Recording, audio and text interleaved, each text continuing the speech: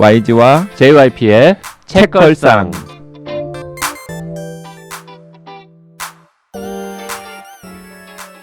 책에 관한 걸쭉하고 상큼한 이야기. YG와 JYP의 책걸상이 찾아왔습니다. YG 강량구입니다. JYP 박재영입니다. 나 박평 박혜진입니다. 아니 박평 오늘부터 네. 펀딩 시작하는데 이렇게 시작부터 이렇게 시작부터 뭔가 불길한. 박평이랑 방송 굉장히 여러 번 했는데 저렇게 자기 이름 얘기할 때 한 박자 늦게 들어오는 건 처음 처음이네요. 보네요. 진짜. 이 판에 끼기 싫다. 이런 망설임. 내가 왜 하필 펀딩 시작하는 날 방송에 출연해야 되느냐 뭐 이런 약간 뭔가 찜찜함? 좀, 네. 아니에요. 내가 여기서 지금 이러고 있는 게 맞는 건가? 아니에요. 이런 망설임 같은 게 순간 느껴지는. 2021년 11월 22일에 업로드되는 책걸상 485회. 네, 오늘은 시즌4 제작비 마련을 위한 크라우드 펀딩이 시작되는 날입니다. 텀블벅에서 시작하고요. 12월 10일까지 진행될 예정입니다. 네. 근데 지금 텀블벅에서는 뭔가 진행이 되고 있을 텐데 지금 방송을 녹음하는 이 순간에는 여전히 지금 정하지 못했죠. 목표 금액을. 좀 전에 YG의 3,000만 원 의견과 JYP의 그 2,400 소심한 의견 중에서 고민 중이다라고 했을 때 사실은 박평이 2,400도 소심하지 않아요. 그렇지 그중 소심한 그래서 저는 그럴 거면 차라리 어쨌든 제가 YG 말은 안 듣는데 박평 말을 듣기로 했습니다. 박평이 정해줬어요. 네. 어차피 하는 거 그냥 3,000 하세요. 근데 하셔가지고요. 박평이 3,000으로 정해주고 나서 오프닝을 하는데 한 테프 늦네. 절었어요. 좀 전에 그 얘기한 게 지금 머릿속에 남아있는데 떠나질 않고 있었던 거 만약에 같아요. 이제 한 2,600 정도에서 끝나서 결국 이 전문 용어로 나가리 나면은 박평 탓을 할 거 아닙니까? 그렇죠. JYP가. 그렇죠. 지금 말 한마디 조금 늦었다고도 이렇게 얘기를 하는데 사람이 그렇게 감이 없어? 뭐 2,400으로 하자 그랬잖아. 그러니까. 이런 얘기 할 거 아니야. JYP가. 아니 파토 낼 때는 다 화끈하게 내는 거죠. 그럽시다. 제가 존경하는 선생님께서 저한테 이제 항상 농담처럼 하신 말씀인데 저는 늘 그게 이게 삶을 정확하게 표현한 말이구나라고 생각했던 그 마음에 담아둔 말이 있는데 모든 관계의 끝은 배신이다. 제가 3,000만 원 하라는 게 뭐 그렇게 배신. 지금 펀딩 시작하는 날 방송에서 하기에 적절한 멘트는 아닌 것 같습니다. 그러니까 와해될 것 같은 분위기 균열의 조짐들이 안 될 거면은 어정쩡하게 안 되는 것보다 차라리 뭐 한 확실하게 700만 원 되고 끝나고 뭐 이런 걸 원하는 거죠. 자, 이게 펀딩이 실패해도 네, 우리는 뭐 그렇게 좌절하거나 상처받지 않을 겁니다. 그냥 이제 개인 시간이 좀 많아질 것이고 네, 글을 더 많이 쓸 수 있게 되겠죠 우리가. 그리워하겠죠. 그리고 멋지게 실패하세요. 알겠습니다. 모든 관계의 끝은 배신이라더니 네. 진짜. 자, 네, 댓글은 근데 진짜 댓글은 그 펀딩 시작날 댓글 다워요. 그것도 골라왔죠 그런 거. 골라왔어요 또. 댓글 누가 다셨던데 YG가 그렇게 댓글 고르는 거에 신경 많이 쓰는 줄 몰랐다고. 기분 좋은 17님. 여름은 오래 그곳에 남아. 제 책은 2016년 1판 1쇄네요. 어렴풋이 여름 진짜 오래간다 더워 하면서 찾았던 서점에서 책 표지랑 제목이랑 너무 예뻐서 책 무게감도 딱 좋아서 샀던 기억이 남았습니다.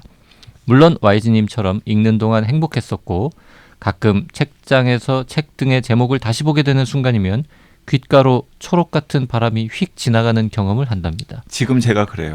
뭐 이분이 거의 시인이네. 네, 저도 이 책 여름은 올해 그곳은 아마 표지째 잘 보이는 곳에 꽂아뒀거든요. 딱 보면은 표지째 꽂아둔다는 건 뭡니까? 그 표지를 보통 벗기는 경우도 있잖아요. 겉표지. 네, 겉표지. 그러니까 도서관에서 많이 그렇게 하죠. 겉표지랑 아니랑 느낌이 되게 다르거든요. 그래서 도서관에서 빌려보신 분들이 표지에서 어떤 그런 느낌이 있어요라고 좀 당혹스러워하시기도 하시더라고요. 난 또 표지는 다 뜯어내고 이렇게 책장에 보관을 하는 특이한 성격인가 하고. 아, 제가 어렸을 때는 책 표지를 싸가지고 보관을 하는 좀 이상한 습관이 있었죠. 아, 포장을 해서? 포장을 해서. 왜요? 되게 이제 그런 경우는 제일 흔한 게 이제 야한 소설 선생님이나 부모님은 보면 내가 무슨 책을 보는지 알면 안 되기 때문에 아니 그렇지가 신문지로 않아요. 이렇게 싼 그 그런 이유가 거잖아. 있는데 제가 대학 다닐 때 학교 앞에 있는 오늘의 책이라고 하는 인문사회학 서점에서 서점 알바를 했었는데 그 서점에서는 그 서점에서 산 책들을 직접 포장을 해가지고 드렸어요. 그래서 보통 제가 그 서점에서 책들을 샀을 것 아니에요. 그거는 또 알바 하는데 손님 없으면은 그냥 카운터에 앉아가지고 할 일이 별로 없잖아요. 책 읽거나. 그러니까 내가 산 책을 막 싸는 거야, 막. 그래서 그 오늘의 책 콜렉션으로 이렇게 그 책 표지를 산 책들이 꽤 있었죠. 근데 어느 날 어떤 선배가 내 책꽂이를 딱 보더니 저를 약간 병든의 취급을 하는 거예요. 약간 강박. 너 약간 문제 있는 거 아니냐. 그러면서 그래가지고 이게 뭔가 문제 있는 행동이에요. 그랬더니 자기가 보기에는 그렇게 보인다는 거예요. 그래서 약간 상처 있고 다시 다 뜯어냈어요. 그 뭐 옛날에 이제 아주 옛날에 80년대 뭐 이럴 때는 자아가 또 얼마나 강하셨겠어요. 그 시절에는 이제 자기가 이제 좀 좋은 학교 다닌다 이런 거 티내려고 굳이 그 서점 교보문고나 종로서적 표지 말고 학교 앞에 있는 유명한 서점 그런 거 표지로 아니라니까. 굳이 싸가지고 들고 다니면서 아니 그리고 저는 서점이라든지 뭐 책에 낙서하거나 그런 거 알서림 낙서 이런 같은 거. 거 절대 안 하기 때문에 약간 또 책을 또 깨끗하게 봐야 되겠다라는 그런 생각도 있어서 이렇게 했었는데 근데 그렇게 해보고 보니까 테이프 같은 게 붙잖아요. 그래서 그쵸. 오래 보관하면 오히려 책에는 별로 더 좋지 훼손되는 않더라고요. 것 같아요. 맞아요. 기분 기분 좋은 17님 댓글 남았는데요. 저희가 딴소리 하느라고 맞아 읽겠습니다. 마스이에님의 최근작 우리는 모두 집으로 돌아간다는 원제가 빛의 개. 아무래도 두 책을 편집하신 장선정님이 제목에 관여하지 않았을까요? 방송 감사합니다. 네. 우리는 모두 집으로 돌아간다. 원제는 빛의 개. 제목을 잘 지으시네요. 야. 장선정님. 그 여름은 올해 네. 그곳에 남아 댓글을 소개하니까 또 책걸상은 올해 그곳에 남아. 네. 너무 이렇게 노골적으로 이렇게 훅훅 들어오지 마시고요. 네. 책님 댓글도 좀 소개할까요? 네, 책님께서도 여름은 올해 그곳에 남아 편 들으시고 댓글 남기셨는데요. 여름은 올해 그곳에 남아 제가 정말로 좋아하는 책 중에 하나입니다. 주변에 아끼는 사람에게도 책 선물을 할 때 리스트에 있는 책이기도 하고요. 이 책이 소개되다니 참 반갑습니다. 저는 요즘 이사를 하느라고 책 정리를 하고 있습니다. 많은 책을 나눠주거나 어떻게든 처리해야 할 상황인데 그 와중에 저는 오늘 책 한 권을 주문해서 받았습니다. 바로 혼비님의 에세이 다종소감. 책 읽을 시간이 참 부족하지만 생각이 날 때마다 하나하나 아껴서 읽을 생각입니다. 추운 날씨에 JYP, YJ, HB 박평님 그리고 모든 독지가 분들 건강하시길 바랍니다. 한몽실님, 여름은 올해 그곳에 남아 느낌표 제 인생 책입니다. 몇 번 언급하실 때마다 꼭 방송해 주시기를 바랬었는데 진행자분들은 어떻게 읽으셨을지 궁금해서였습니다. 다들 저와 비슷한 느낌을 받으셨네요. 역시 제 취향과 딱 맞는 분들 인증이라고 댓글을 보내주셨습니다. 네, 하나만 더 읽을게요. 플라님께서도 마스에이 마사시 왜 안 하시냐 댓글 달았던 1인입니다. 이 플라님께서 마스에이 마사시 하라고 댓글을 하셨었거든요. 좋은 책을 함께 읽고 너는 어땠어? 정말 좋았어? 그치 정말 좋았지. 마치 이런 대화를 나눈 기분입니다. 세 분이 느낀 걸 저도 느꼈기에 이번 클립을 듣는 내내 무척 행복했어요. YG님께 감사드립니다. 왜 저한테 감사하죠? 셋이 같이 읽었는데 추천하셨잖아요. 그랬었나요? 최초. 맞아. 하자고. 강한 과학을 지향하시고 극강의 스릴러 좋아하시지만 아름다운 이 책도 분명 좋아하실 줄 알았어요. 제가 좋아하는 과학자인 최재천, 정재승님처럼 YG님의 글이나 정서도 문이과를 넘나드는 것 같아요. 다만 두 분과 큰 차이점이 있다면 생명이 있는 것은 다 아름답다. 최재천, 과학 콘서트 정재승 같은 식이 아니라 강한 과학이어야 했을까요? 결국 제목 디스였어요. 저 같은 문과형 독서가까지 자극하려면 스토리가 중요하거든요. 최쌤 책은 제목처럼 아름답고요. 과학 콘서트, 하리아의 생물학 카페 등등. 저는 그냥 참으려다가 급 애정 뿜뿜해서 뒤늦게 동참합니다. 그러니까 결국은 제목 디스인 거죠. 네. 장선정님이라는 편집자가 이 마스이에님의 책 2권의 한글판 제목을 정하신 분인 것 같은데 이분한테 한번 컨설팅을 받아보세요. 강한 과학에 대해서. 강한 과학 되겠냐 이거. 아니, 과학은 올해 그곳에 남아 뭐 이런 걸로 가자고 했었지 않나요? 하나만 더 하겠습니다. 방살롱 마담님, 오늘 방송 왜 이렇게 재밌나요? 조용한 곳에서 몰래 듣다가 몇 번을 빵 터졌는지 모릅니다. 크크크크. 펀딩 준비할게요. 저도 JYP 애송시 USB 찬성해요. 준비하고 계시죠? 이건 어느 방송을 보고 남기신 댓글인지 모르겠는데요. 최근에 우리가 이 보너스 트랙 뭐 이런 거 이렇게 하면서 평소보다 훨씬 더 무질서하고 아닙니다. 근본 없이 막 그 마스이의 마사시 방송편 읽으시고 같은 들으시고 편이에요? 네, 오늘 아. 방송 너무 재밌다고 이야기를 하셨던 거고요. 그리고 방살롱 마담님께서 이거 예측도 하셨어요. 뒤에 댓글이 더 있군요. 네. 네네. YG님이 올해 읽은 과학 외서 중 최고라고 쓰신 댓글을 봤어요. 좋은 책이라고. 거기다 책이 얇더라고요. JYP님께 딱 요거다 싶었습니다. 그러니까 YG가 추천했는데 YG가 절대 JYP는 안 읽을 것 같은 책이었는데 만났는데 JYP가 읽고 있더라. 그 책이 뭘까? 네, 맞추신 분이라고요. 네네. 네. JYP 애송시 USB는 결국 무산됐고요. 하지만 대신에 더한 게 들어갔잖아요. 오디오북. 네, 오디오북. 여행 준비의 기술을 제가 다 읽어가지고 오디오북으로 만들어서 펀딩 참여하시는 분들 중에서 해당 상품 구매하신 분들께 보내드릴 예정으로 있습니다. 상품 소개를 다시 다 할 수는 없고요. 텀블벅 페이지 참고하시고요. 상품 1, 2, 3, 4, 5, 6 6가지. 상품 1번은 10만 원 이상, 상품 2는 20만 원 이상, 상품 3은 30만 원 이상, 상품 4는 40만 원 이상, 상품 5는 6만 원 이상. 네. 네. 그리고 상품 6은 3만 원 이상. 네. 네, 이렇게 3만 원 후원부터 시작해서 40만 원 넘는 후원까지 다 가능하니까요. 많이 참여해 주시기를 부탁을 드리겠습니다. 사실은 그 후원 액수는 또 우리가 또 살짝 낮췄다. 그러니까 뭔가 앞뒤가 안 맞는 펀딩이에요. 펀딩 전체 목표 금액은 액수는 올리고. 높이고 네, 요 개별 상품의 가격을 제가 조금 더 높게 썼더니 또 너무 비싸지 않냐. 뭐 그리고 이제 특히 뭐 헌정 방송 이런 거는 뭐 하지 말 헌정 방송 하기 싫다는 뜻 아니냐. 뭐 이런 또 비난을 받아가지고 이제 내부에서 또 약간 조정을 했습니다. 뭐 시즌 4에 대한 어떤 포부 이런 거는 없으세요? 그건 이제 펀딩 성공하면 말씀드릴게요. 아니 형님. 궁금하면 그래요? 돈 먼저 받고. 궁금하면 포부. 돈을. 그렇구나. 네.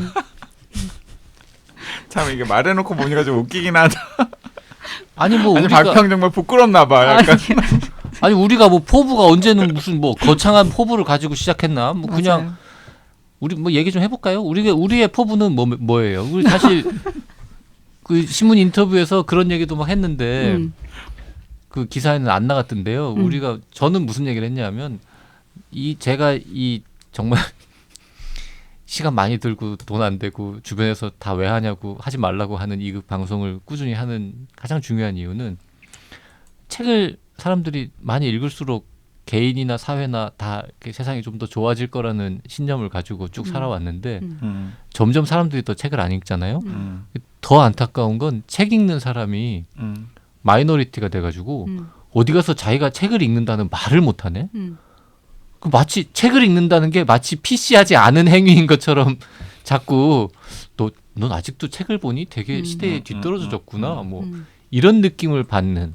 그래서 점점 자기가 책 좀 본다, 책을 많이 읽는다라는 말도 못하는 그런 세상이 되다 보니까 그 주변에서 책 보는 사람을 찾기가 점점 어려워지고 남들도 다 책을 안 보는구나. 나도 안 봐도 되겠구나. 이런 이제 악순환 구조로 접어드는 게 아닌가. 그래서 뭐 책을 영원히 안 읽을 사람들은 뭐 할 수 없는데 최소한 읽고 있는 사람들이라도 나는 책을 읽는 인간이다. 읽고 있다. 많이 읽는다. 책을 읽는 사람도 꽤 많다. 이렇게 좀 당당하게 말할 수 있는 사회를 만들 뭐 이런 게 이제 저의 포부입니다. 자, 이제 YG 멋진 말 해보세요. 그리고 사실 저는 뭐 그 JYP처럼 멋진 말은 못하지만은 딱 하나 확실한 게 있는데 항상 그 우리 집에 계신 와이프가 막 저한테 맨날 이야기를 해요. 그 집에는 YG하고 와이프가 사는군요. 네. 뭐라고 이야기를 하냐면은 도대체 책걸상 왜 하냐. 우리 주변 사람들이 다 그거 물어봐요. 왜 하냐고. 그러니까 책걸상 도대체 왜 하냐. 왜 책걸상 이거 계속 하는지 이유를 모르겠다. 심지어는 오늘 아침에는 노골적으로 약간 적대적으로 요즘에는 무슨 돈으로 하냐. 질문이 좀 바뀌었네요. 요즘에는 무슨 돈으로 하냐. 그래서 펀딩 할 거라고 말했지 또. 펀딩 할 거라고 또 이야기를 했더니 또 한숨을 쉬면서 막 이제 뭐라고 하는 거죠. 그런데 그 제가 뭐 길게 설명하지 않았어요. 막 또 길게 이야기하다 보면은 뭐 약간 또 길게 말하면 실수하지. 길게 이야기는 하지 않았고 그냥 뭐 이렇게 일단 해보는 거다라고만 이야기를 했는데 일단 그냥 제가 하는 가장 중요한 이유는 그 JYP 같은 무슨 거창한 그런 게 있는 게 아니라 일단 제가 한 달에 한 2번이나 3번 정도 책걸상 녹음을 할 때 사실 제일 즐거워요. 그 다른 어떤 일을 할 때보다도 일단 즐거워요. 뭐 돈이 되는 것도 아니고 그 다음에 뭐 사실 좀 약간 시간을 빼고 막 어쩌고 하느라고는 스트레스를 받지만 어쨌든 할 때는 되게 즐겁고 그다음에 또 다른 하나는 그 들으시는 분들이 소소한 반응들을 댓글에 남겨두거나 혹은 독지가 카페에 남겨놓잖아요. 그걸 보면 되게 즐거워요. 이분들에게 소소한 즐거움이나 기쁨을 줬구나. 근데 그 즐거움이나 기쁨이 책을 매개로 한 거잖아요. 그러니까 너무 즐겁고 그리고 또 제가 책걸상에서 언급했던 책들을 또 읽으시고 뭐 그 책을 재미있게 읽었다라고 후기를 남기시거나 혹은 자기들끼리 돌려봤도 책을 그런 모습들을 보는 게 너무 즐거운 거예요. 이래서 저는 책걸상을 하는 일이 너무 계속 갔으면 좋겠다는 생각을 가지고 있는 거죠. 근데 이걸 구구절절히 설명을 하면은 잘 이해를 못할 것 같아요. 그래가지고 구구절절 설명을 안 하는 거죠. 그래도 이렇게 얘기를 해주시면 좋죠. 하지만 이 방송을 와이프는 안 듣는다는 거. 네, 안 들으세요. 청취자분들이 듣는 거죠. 청취자분들이 듣는 그렇죠. 거죠. 근데 저는 저도 그런 질문을 많이 받지 박평도 않겠어요? 저 많이 지금 받을 되게 바쁜 상황에 회의 시간에 막 박평이야말로 박평이야말로 너무 바쁘고 2%도 아니고 그게 박평의 책걸상도 아니고 민영사 근데 TV도 아닌데 왜 하냐고. 박평도 많이 듣고 혼비님도 많이 듣고 되게 많이 듣나 봐요. 혼비님은 심지어 그런 얘기 듣잖아요. 그 이상한 아저씨들하고 친하냐. 그래서 심지어는 혼비님은 북콘서트 가면은 그런 질문을 받는데요. 그래요. 약간 공격적으로 걔네들하고 왜 어울리냐. 왜 어울리냐. 나쁜 친구들하고 나쁜 친구 왜 사귀지 마라. 그렇게 아름다운 글을 쓰는 혼비가 왜 그런 이상한 아저씨들하고 어울리냐. 무슨 관계냐. 그러면은 이제 혼비님이 막 고민을 하다가 정리한 표현이 절친이라는 표현으로 정리를 했대요. 그러면은 되게 한심하다는 듯한. 사람 그렇게 안 봤는데 사람 보는 눈이 없네. 뭐 이런. 사실 마이너스인 거잖아. 그 박평은 왜 합니까? 저도 이제 생각을 해봤는데 제가 최근에 언더랜드를 여기서 추천을 받고 읽었어요. 책이 진짜 너무 좋은 거예요. 제가 진짜 올해 읽었던 책 중에 정말 최고였고 이제 요즘 만나는 사람들마다 언더랜드에 대해서 이야기를 하는데 그런 종류의 어떤 책을 추천받을 수 있는 작은 공동체예요. 네.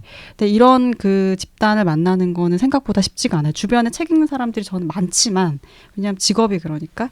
그래 박평한테 영웅문 읽으라고 이야기하는 사람이 기뚱으로 어디 있어. 듣지만 영웅문을 읽으라고 하고 기뚱으로 듣는데 내가 하게 대한 이야기들을 하고 막 이런 추천을 받을 수 있는 심지어 안 읽을까봐 보내주잖아. 맞아 보내줘요. 내 좀 정리해야 된다. 책 보내주신 이런 선배. 거의 그냥 스토커 수준인 거지. 네가 혹시 안 읽을까봐 내가 보내줄게. 얘기만 하면 안 듣고 있을 것 같아서 내가 주문해서 보내준다. 그래서 읽고 되게 좋은 독서 리스트를 만드는데 이제 도움이 되는 곳이기 때문에 이제 애정을 가지고 오죠. 그 과거에 이제 PC통신 시절에 그 수많은 이제 뭐 카페, 동호회 이런 거 있었잖아요. 온라인으로. 이제 그런 시절에 제일 흔했던 것 중에 하나가 이제 맛집 맛집 서로 공유하고 정보 음. 어디 맛집. 요즘이야 막 인스타면 막 수도 없이 많지만 그때만 해도 이제 정보가 부족하던 시절에 그 맛집 관련해 가지고 글 쓰는 방 되게 잘 됐거든요. 근데 거기서 한참 활동을 하다가 이 진짜 찐 이 맛집 리스트 많이 갖고 있고 막 미식가고 이런 계열의 사람들은 거기 나오는 말을 듣고 갔는데 맛이 없는 거지. 그래서 결국 자기가 정말 신뢰하는 맛집 추천자의 목록이 다 자기들 각자 있는 거예요. 누군가에게. 그리고 맛집이라는 게 이게 누군가에게는 엄청나게 맛있는 음식도 또 누군가에게는 별로일 수 있잖아요. 그래서 그런 경험 없어요? 우리 옛날에 다 SNS 없던 시절에 내가 뭐 세상 모든 사람들이 야 여기 진짜 맛있어라고 가봐 해도 절대 안 믿는데 저 사람이 야 여긴 진짜 맛집이다 한번 가봐라라고 하면 꼭 간다. 믿을 만한 맛집 정보를 다 갖고 있고 나랑 취향도 비슷한 사람 그런 사람들이 몇 명씩 있지 않았습니까? 맞아요. 책 분야에서 우리는 약간 그런 느낌으로 딴 사람이 막 주례사 비평이 됐든 뭐가 됐든 열심히 막 훌륭하다고 써놔도 못 믿겠는데 의심하는데 YG나 혼비님이나 뭐 박평님이 이건 진짜 찐이야 이러면 우리 의심 없이 사서 막 보잖아. 그런 관계라는 말씀을 하신 거죠? 맞아요. 감사합니다. 네. 네. 사실 뭐 저는 근데 주로 그게 굳이 그렇게 길게 그러니까요. 해석이 필요한 이야기였어요. 박평 말 그대로 그냥 전달이 됐으면 됐지. 나는 도대체 무슨 얘기를 하려고 지금 저렇게 귀 길게 기울여 듣고 하시나. 있었거든요. 맞아요. 잘라내자. 진짜로. 아니 뭘 잘라내. 아니 너무 재밌었어요. 길게 얘기했어. 그러고 보니까. 다르게 받게 그러면. 아니요, 진정성이 느껴졌어요. 아니 뭘 또 다르게 받아요. 그냥 살리지. 지금 다들 펀딩을 앞두고 마음이 지금 조급하신가. 자 오늘 우리 기막히게 좋은 책 하잖아요. 오늘 책은요 진짜 기가 막힙니다. 이거야말로 JYP 혼자서는 절대 안 읽었을 책인데 저도. 이거 누가 읽자 그랬지? 제가 읽자고 YG. 했던 것 같아요. YG가 읽자고 해가지고 읽었는데요. 이거 되게 정말 우아하고 우아하죠. 멋진 소설입니다. 그리고 되게 뭔가 대작이죠. 말할 거리가 많죠. 음. 저는 그래서 영화로 만들어진다길래 원래는 넷플릭스 오리지널로 11월 1일 날 풀리는 걸로 12월 1일. 12월 1일이었어요? 아직 그래서 안 아직 하고 예고편만 나오는구나. 예고편만 나오더라고요. 근데 예고편만 봐도 뭔가 영화가 대단한 영화일 것 같다는 느낌이 들더라고요. 또 영화도 봐야 돼 이거. 그 제인 캠피온이라는 그 유명한 그 감독이 영화를 제가 또 그 영화 만들어서. 좋아했었잖아요. 뭐 피아노? 피아노. 그 세대들은 피아노를 다 좋아했죠. 저는 베네딕트 컴버배치를 너무 좋아해요. 근데 이번에 이 영화에서 주연으로 나오잖아요. 그 베네딕트 컴버비치가 셜록이나 닥터 스트레인지 역을 맡았던 배우죠. 맞아요. 12월 달에 넷플릭스에서 공개된다는 거죠? 극장 개봉은 아니고. 네. 네, 우리 책 제목도 이야기 안 하고 영화부터 이야기를 하고 있었네요. 지금 뭐 저 제인 캠피온이나 베네딕트 컴버배치라고만 얘기해도 뭐 많은 분들이 아셨을 것 같은데 네, 오늘의 책은 토마스 세비지의 장편 소설 파워 오브 도그. 네, 파워 오브 도그. 네, 그리고 영화로 만들어져서 이 베네딕트 컴버배치 주연으로 베네딕트 컴버배치만 나오는 게 아니라 나오는 배우들이 다 키르스틴 던스트 예. 유명한 커스틴 던스트도 나오고요. 그리고 주변 인물들 같은 경우에는 약간 좀 그렇게 대중적으로는 알려지지 않은 그런 배우들이 나오는 것 같은데 자 어쨌든 토마스 세비지라는 사람도 뭐 저도 이번에 처음 들은 이름이고 많은 분들이 잘 모르시는 작가일 것 같은데 작가에 대한 이야기부터 좀 해볼까요? 언제적 사람입니까? 1915년에 태어나서 2003년에 사망했으니까 20세기 초에 태어나서 21세기 초에 사망한 작가이고요. 이 오늘 우리가 소개하는 이 파워 오브 도구도 1967년에 나온 작품이에요. 1967년에 나왔는데 당시에는 뉴욕타임스 북리뷰 섹션 이런 데서 굉장히 호평은 받았지만은 대중적으로는 성공하지 못했었나 봐요. 그래서 1000부도 안 팔렸다는 네, 이야기가 있더라고요. 그래서 하드커버가 한 1000부 정도 팔린 것 같다라고 출판사에서 짐작할 정도로 굉장히 소수의 마니아들만 좋아하는 그런 근데 작품이었던 거죠. 뉴욕 타임즈 같은 데서 이렇게 좋은 평가를 내렸는데 1000부도 안 팔리는 경우 이런 경우가 있긴 있습니까? 웬만하면은 미국 시장 크기를 생각하면은 팔릴 것 같은데. 그거 모르겠어요. 그러니까 한국으로 환산하면 이거 뭐 한 이거 그냥 한국으로 가져와도 이런 경우는 잘 200부 팔렸다는 많진 뜻이잖아요. 않죠. 이제 그 시대의 대중적 코드랑 좀 전혀 맞지 않지 않았을까 음. 하는 생각이 들기도 하고 하여튼 그렇게 해서 15년생 작가가 67년에 출간한 소설인데 거의 반응이 없었는데 이게 지금 갑자기 뜬 이유는 영화 때문인 겁니까? 일단은 이 토머스 세비지가 그 대중적으로 그 뒤로 이제 성공하는 작품들을 이제 몇 편 남기긴 했나 봐요. 그런데 그 토머스 세비지의 작품들을 이제 따라 읽었던 평론가들이나 혹은 동료 작가들이 토머스 세비지의 많이 팔린 책들도 좋지만 사실은 진짜 걸작은 이 파워 오브 도그다 이런 식으로 평가를 하면서 이 토머스 세비지가 사망할 때쯤에 혹은 사망한 후에 이 애니 프루 같은 동료 작가들이 이 토머스 세비지의 작품을 다시 발굴해가지고 재출간하려고 하는 그런 흐름들을 좀 만들었던 것 같고 특히 이제 이 파워 오브 도구에는 애니 프루가 직접 뒤에 해설? 작품 해설까지 덧붙여가지고 재출간을 했죠.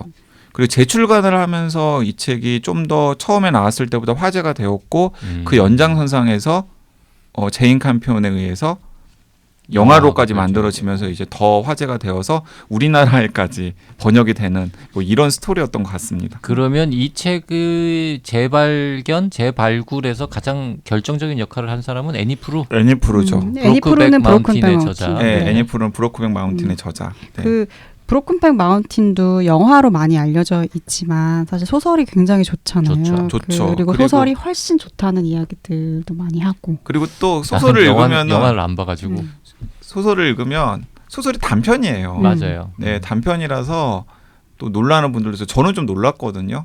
이 단편의 그런 기본적인 골격과 그다음에 설정만으로 가지고 장편 극영화를 만들었던 건데 그 극영화가 굉장히 많은 사람들에게 인기도 끌고 또 약간 가슴에 여운도 주면서 작품 자체도 화제가 되었었는데 이 파워 오브 도구를 읽어보니까 브로크백 마운틴의 애니 프루가 왜 이 책을 이 토머스 세비지의 걸작이라고 딱 찍었는지도 알겠더라고요. 그거는 브로크백 마운틴이나 애니 프루에 대해서 조금만 아는 분이면 누구나 느낄 수 있는 왠지 그쪽 코드가 잘 맞아요. 여러 가지 맞아요. 이유에서 저 공간적인 배경도 그렇고 거기 이제 나중에 설명하겠지만 약간 동성애 코드라든지 뭐 이런 부분들이 그래서 2001년에 이 1967년에 나왔던 책이 2001년에 애니프루의 해설을 싣고 재출간이 되었고 그 다음부터 이제 지금까지 오게 되었는데 또 이 파워 오브 도그를 영화로 만들었던 제인 캠피온 감독의 이 영화가 베니스 영화제에서 은사자상을 수상을 하면서 또 화제가 되었고 뭐 12월 1일 날 넷플릭스에서 이제 개봉까지 하게 되는 이 상황이 책은 되었죠. 박평 출판사에서 나왔는데 한국어판은 이번에 처음 나온 겁니까? 네. 그런 걸로 알고 있습니다.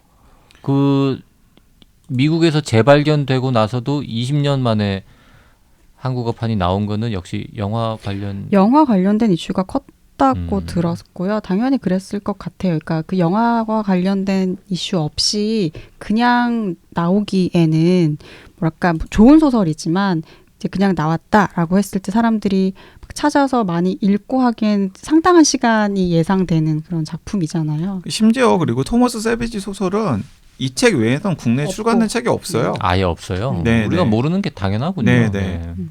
그렇다고 해서 뭐 문학상을 막 받아서 우리한테 유명한 어떤 문학상들을 받아서 또 그 접점이 있는 것도 아니고 그렇기 때문에. 근데 여기 작가 소개에 보면 이분의 최고작 중에 하나로 평가되는 것은 그녀의 관점에서 본 문제, Her Side of It 이런 것도 있다고 하는데 만약에 이 책이 좀 잘 되면은 네, 박평 출판사에서 세비지의 다른 작품들도 번역 출간할 가능성도 있겠네요. 네, 그리고 이 세비지의 이 파워 오브 도그도 영화 시도가 굉장히 많이 있었는데 한 번도 영화가 된 적은 없고 이번이 처음이잖아요. 근데 만약에 이 영화가 성공을 하면은 다른 작품들도 재발견되어 가지고 계속해서 영화가 될 가능성이 굉장히 클 것 같다는 생각도 들더라고요. 애니푸르처럼 네. 그 작가의 다른 작품들도 번역이 되고 하겠죠. 그 토마스 세비지라는 게 혹시 필명인가라는 의심을 하면서 작가에 대해서 좀 살펴봤는데 본명이더라고요. 맞아요. 본명이고요. 사람 성이 세비지. 우리 여러분들이 이제 옛날에 뭐 영어 공부할 때 외웠던 단어 중에 뭐 야만적인, 뭐 흉포한, 뭐 미개인, 뭐 이런 계열의 세비지 나이트라는 옛날 프랑스 영화도 있었는데, 하여튼 세비지가 스펠도 똑같은 이게 성이에요. 근데 정말 이분의 어떤 그 과거 행적이랄까, 이 출생 배경하고 잘 어울리는 성 같은 느낌도 들고. 그러니까 출생 배경이 사실 너무나 영화 같잖아요. 그렇죠. 이 지금 작품 자체가 자전적인 내용이 많이 꽤 들어있는 거죠. 네. 아주 많다고까지는 모르겠지만 하여튼 어느 정도는 들어있는 것 같습니다. 그러니까 일단은 토마스 세비지가 미국 유타주의 솔트레이크 시티에서 태어났는데 어머니가 아이다호주의 유명한 양목장 집안의 맏딸. 그리고 그 솔트레이크 시티에서 어머니나 아버지나 둘 다 외모로 유명하셨던 분들이래요. 그러니까 되게 솔트레이크 시티에서 누구나 뭐 미남 미녀로 꼽는 사람들이 결혼을 해가지고 집안도 좋고 막. 네, 집안도 좋고 그랬는데 2년 만에 이혼하셨어요. 네, 이혼을 한 다음에 아무래도 이제 어머니가 굉장히 미인이고 또 그 아이다호주의 유명한 양목장 집안의 맏딸이니까 이혼한 다음에 또 다시 이제 혼사 이야기가 많이 오고 갔을 가능성이 높잖아요. 이제 아니나 다를까 그 몬테너주에서 소를 키우는 유명한 목장집에서 그쪽 집안이랑 우리 집안이랑 사돈을 맺읍시다 해가지고 그 어머니가 다시 결혼을 했고 그러면서 본인은 그 소 목장집에서 양 아버지네 가족이랑 같이 생활을 한 거죠. 그래서 근데 그럼에도 불구하고 이 어머니 외가 쪽과도 교류가 계속 있었던 것 같아요. 그래서 어머니 외가 쪽의 양 목장집에서 보고 듣고 그 다음에 경험하고 뭐 그런 에피소드들과 그리고 자신이 직접 어린 시절을 보냈던 이 몬테나주의 소 목장집에서 보고 듣고 겪었던 여러 가지 것들이 자신의 작품의 자산이 된 거죠.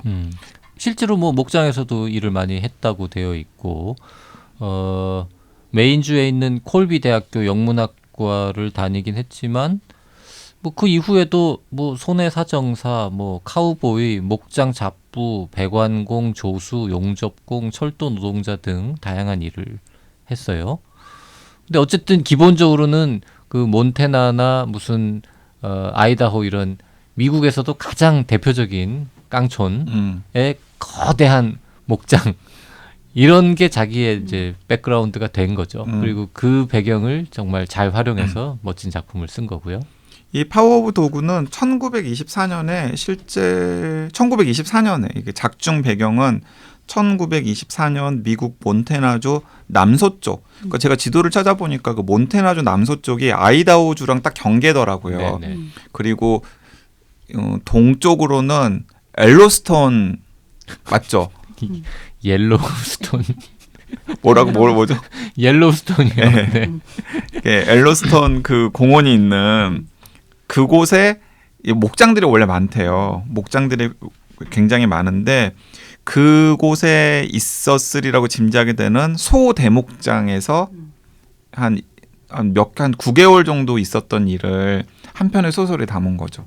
그 옐로우스톤 말씀을 하셔서 사실 저는 이 동네 가봤거든요. 옐로우스톤 국립공원이라는 데는 정말 가기 힘들어요.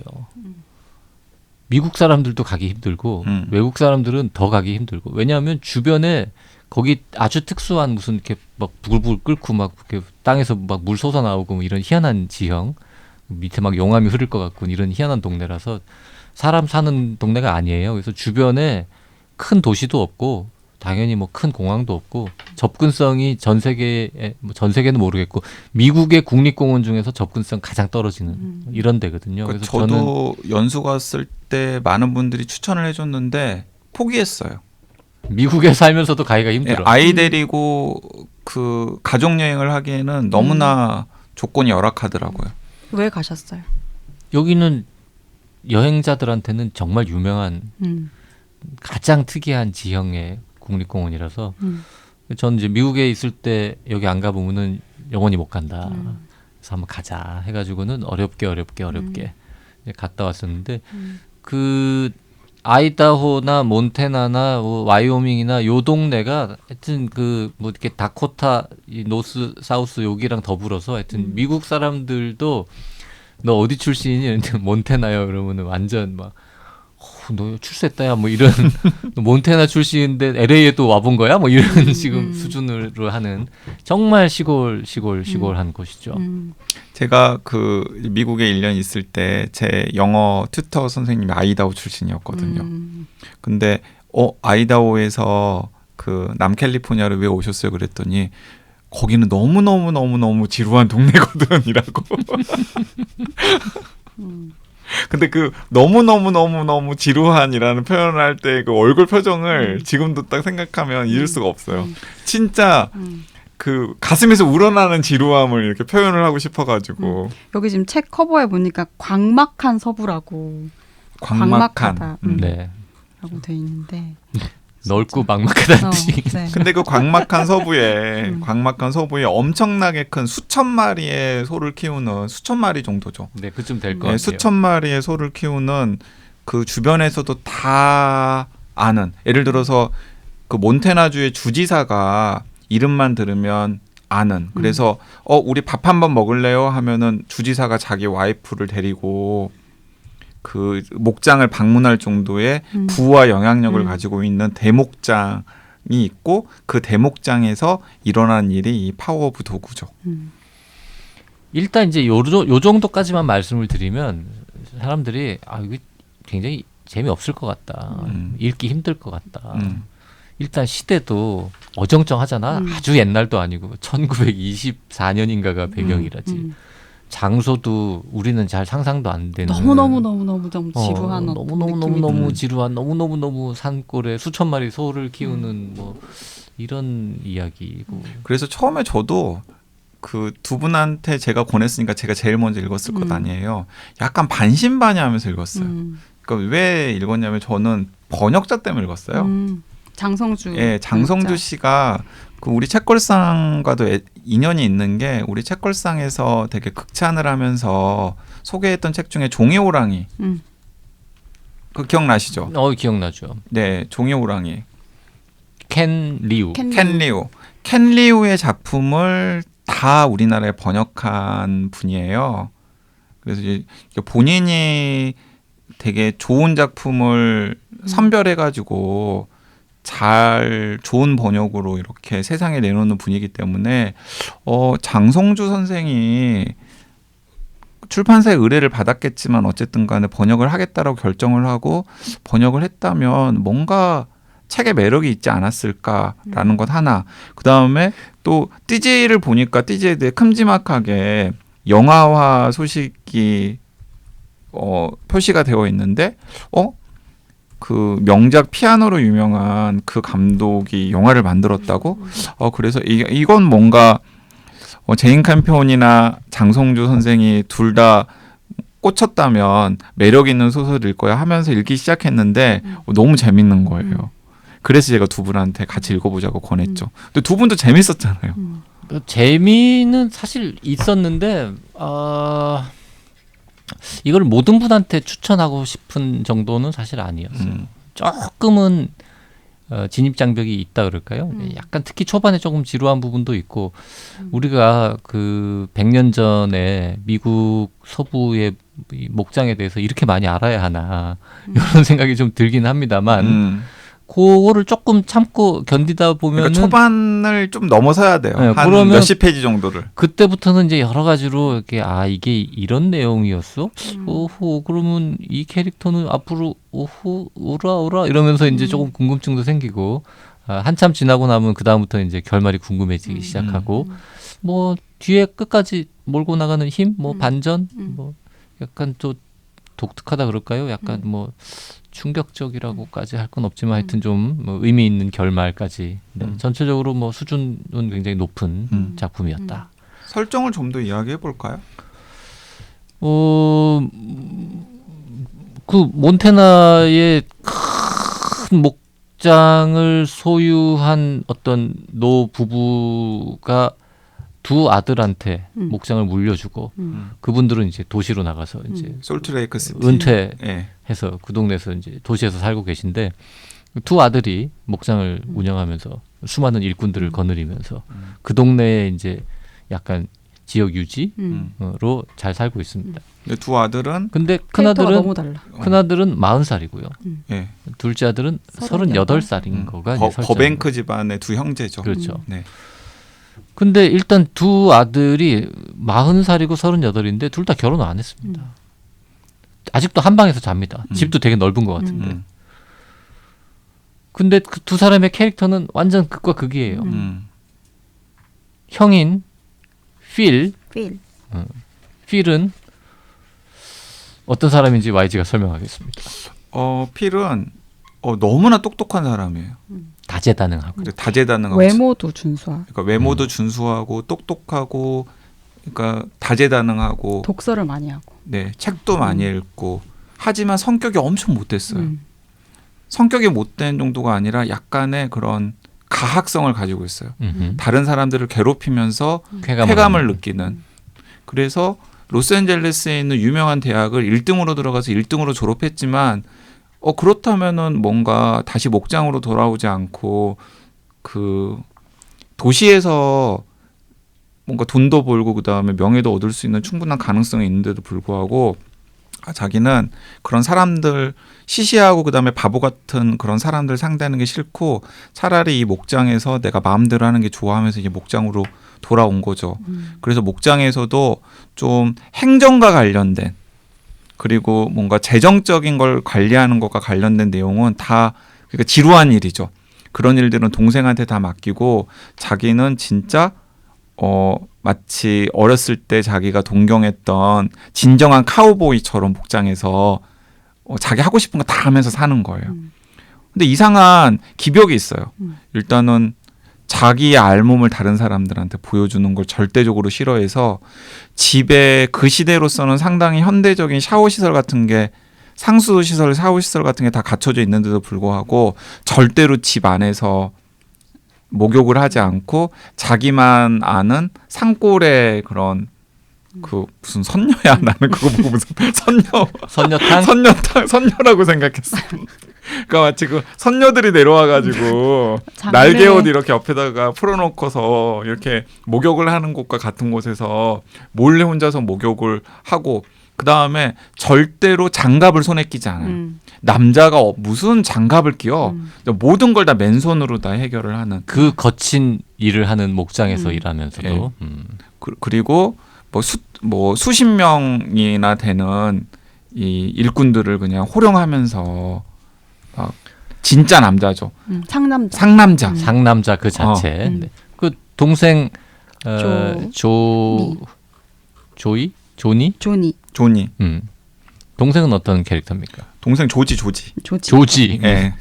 책을 읽었습니다. 저희가 기억을 못할 뿐. 동생인 조지는 전혀 상반된 인물이지. 일단은 외모가 형의 표준적인 기준에서는 형한테 떨어진다라고 평가를 받죠. 일단은 약간 살집이 있고 그다음에 얼굴도 그렇게 막 미남형은 아니고 지금 설명 들으면서 그 넷플릭스 영화 출연진 사진을 보면서 보고 있는데 훨씬 재밌네요. 지금 이제 형 그 필이 베네딕트 컴버배치 우리가 다 아는 그 잘생긴 친구고 그 동생 역할은 지금 잘 모르는 배우입니다만 제시 플레먼스 얼굴을 보니까 네, 동생 같아요. 이런 이미지입니다. 네.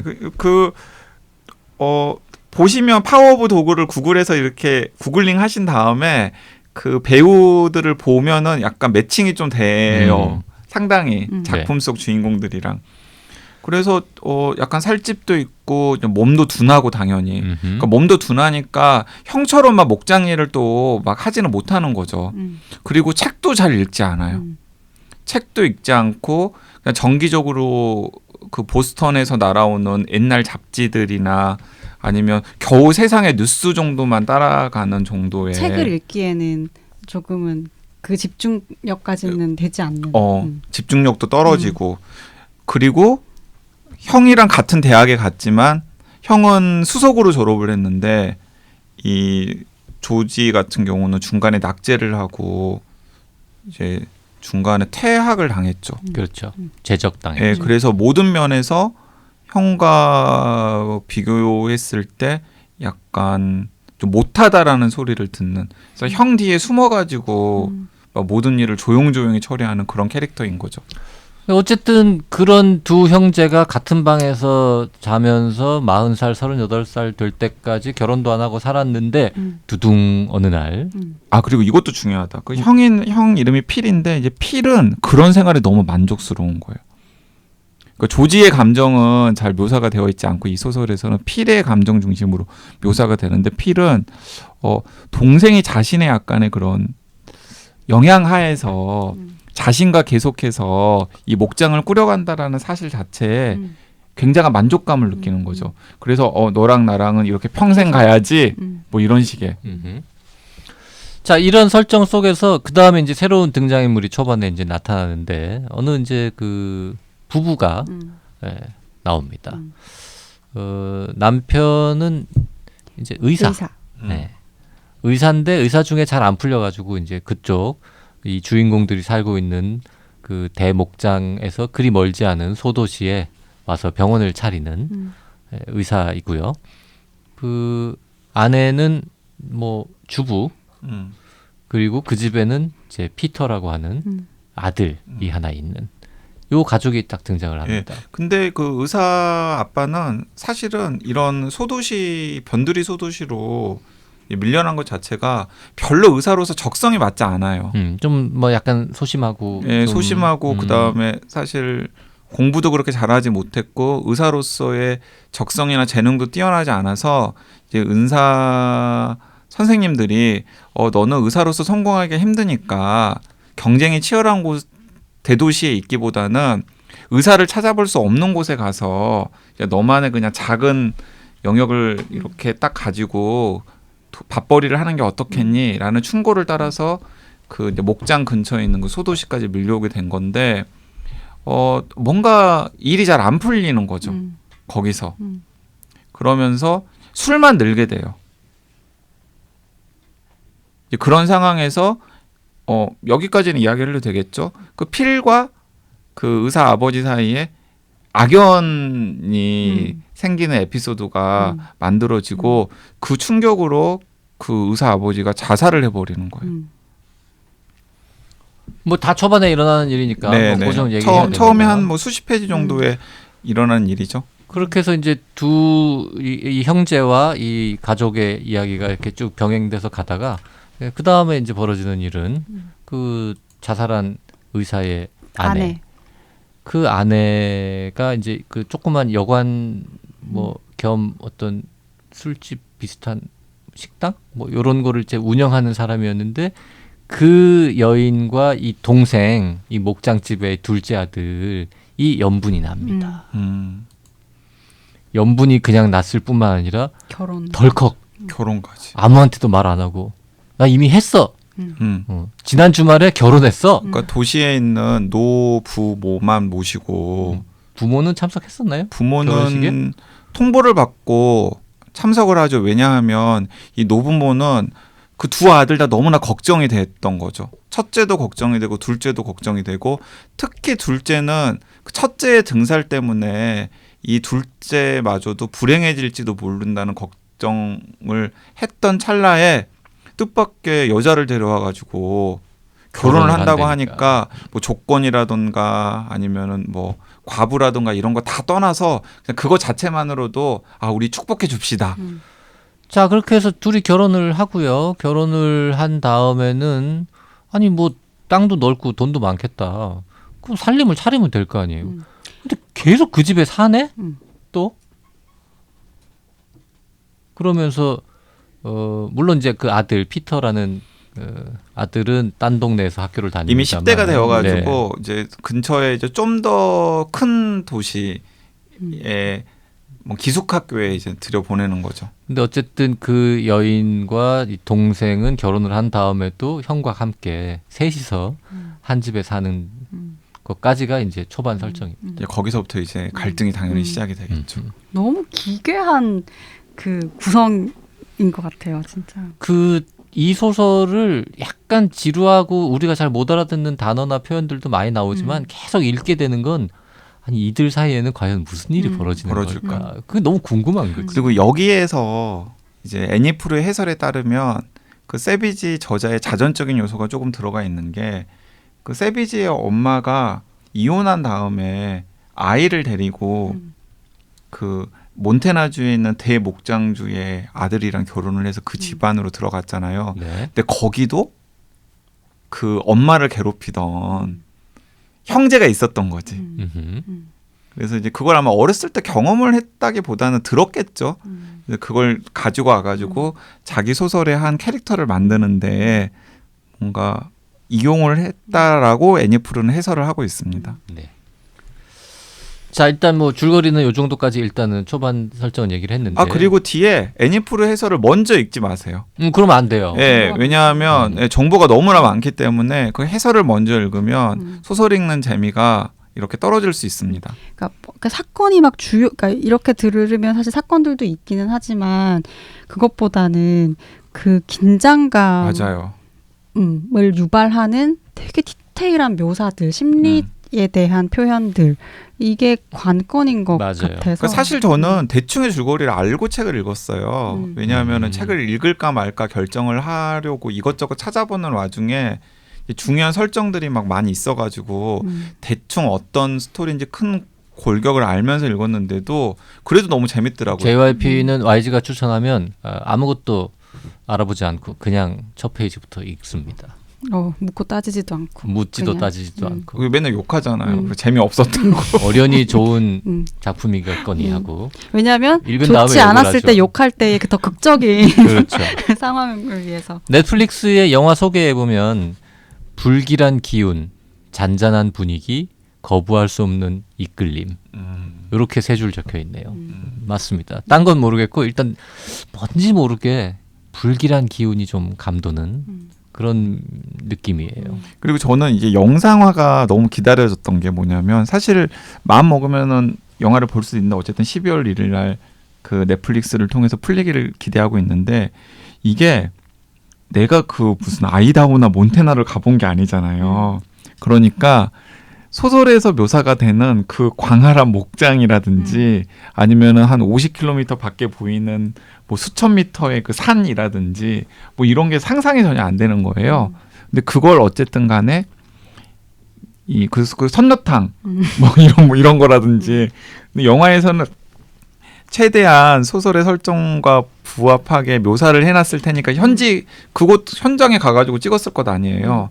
그래서 영화를 통해서 이렇게 그 작품의 배경이 되는 약간 풍광이나 자연을 좀 느껴보고 싶다라는 생각도 있더라고요. 저 지금 영화 그 예고편 봤는데 영상 딱 틀면 노래가 나오거든요. 그 휘파람 같은 소리가 나와요. 맞아요. 근데 그게 정말 귓가를 떠나질 않아요. 근데 그 휘파람도 이 소설의 그 형인 필이 부르는 거잖아. 맞아요. 필이 절대 음감으로 나오잖아요. 근데 너무 이 소설의 배경과 잘 어울리고 약간 압도적으로 이 소설의 분위기를 지배하는 것 같아서 영상이며 뭐 소리며 이런 것들 다 마치 오징어 게임의 리코더처럼. 맞아요.